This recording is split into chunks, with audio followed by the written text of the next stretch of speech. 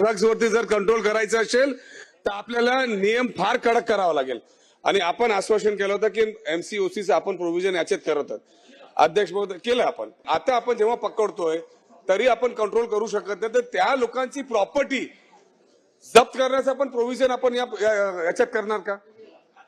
अध्यक्ष महोदय, आपण जे एमसीओसीए लावण्याचा निर्णय केला त्या अंतर्गत आपण पहिल्या केसेस केल्या, एमसीओसीए लावला आणि आता एमसीओसीए मध्येच आपल्याला हा अधिकार आहे की आपल्याला त्यांची प्रॉपर्टी जी आहे ती जप्त करता येते, त्यामुळे निश्चितपणे ती केली जाईल.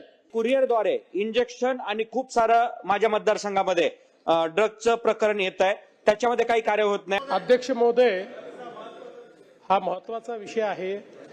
याच्यामध्ये कुरिअर्सवर देखील आपण कारवाई सुरू केली आहे.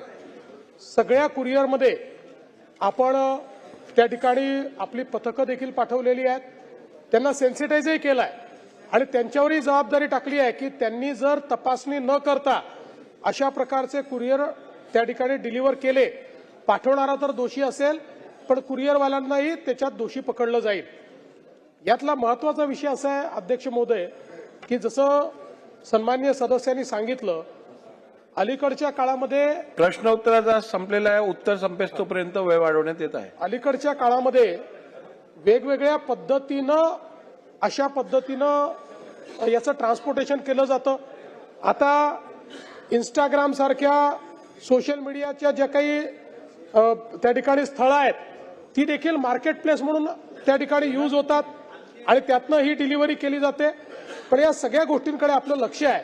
मुळामध्ये मगाशी जसा या ठिकाणी प्रश्न आला की 1600 कोटीचं या ठिकाणी पकडलं जातं, याचं कारण काय आहे? दुर्दैवाने हे जे काही केमिकल ड्रग्ज तयार होत आहेत हे तयार करण्याकरता कुठलीही मोठी व्यवस्था लागत नाही, त्याच्याकरता कुठली फॅक्टरी लागत नाही. एखाद्या छोट्याशा ठिकाणीही हे ड्रग्ज त्या ठिकाणी ते तयार करतायत आणि अतिशय घातक अशा प्रकारचे ड्रग्ज आहेत. त्यामुळे त्याच्यावरही आपली कारवाई चालली आणि विशेषतः त्याच्याकरता जे इन्ग्रेडियंट लागतात त्याचे लायसन्सेस कोण कोण आहेत, ते जो माल घेतात तो बरोबर वापरतात की नाही, या सगळ्या गोष्टीकडे आपण लक्ष देऊन आहोत. त्यामुळे या संदर्भात 100% सरकारची भूमिका ही झिरो टॉलरन्सची आहे. जसं राज्यमंत्र्यांनी सांगितलं, जिथे पोलीसवाले सापडतायत त्यांना आम्ही सस्पेंड करत नाही, त्यांना आम्ही बडतर्फ करतोय. आणि दुसरं, प्रत्येक केसमध्ये आपण हे सांगितलंय की केवळ आरोपी नाही, फॉरवर्ड लिंकेज आणि बॅकवर्ड लिंकेज हे दोन्ही शोधून काढा.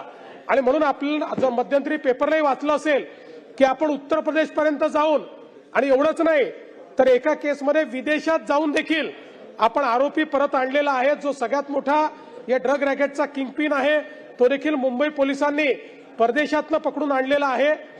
राज्य सरकार करता आणि देशाकरता निश्चितपणे आपल्या युवा पिढी करता मोठं आव्हान आहे. पण मी तुम्हाला पुन्हा या सभागृहाला आश्वस्त करतो की यात कुठलंही कॉम्प्रोमाइज केलं जाणार नाही.